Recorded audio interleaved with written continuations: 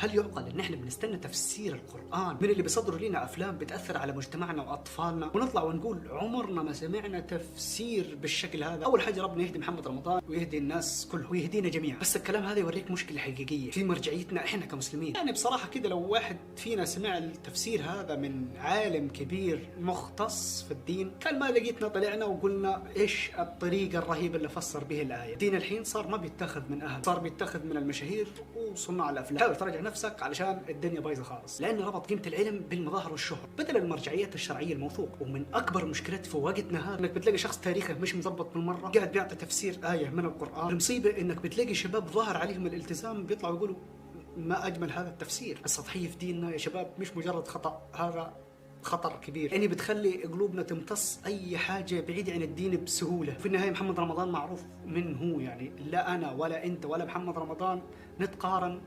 باصحاب الدين اللي هم قضوا حياتهم كلهم في انهم يوصلوا لنا تفسير بشكل كبير كده. واي اعجاب للتقدير والسطحيه ممكن يسبب فتنه ويبعدنا عن الصح والله. بس واللي مستني تفسير قرآن من ممثل هذا عنده خلل كبير.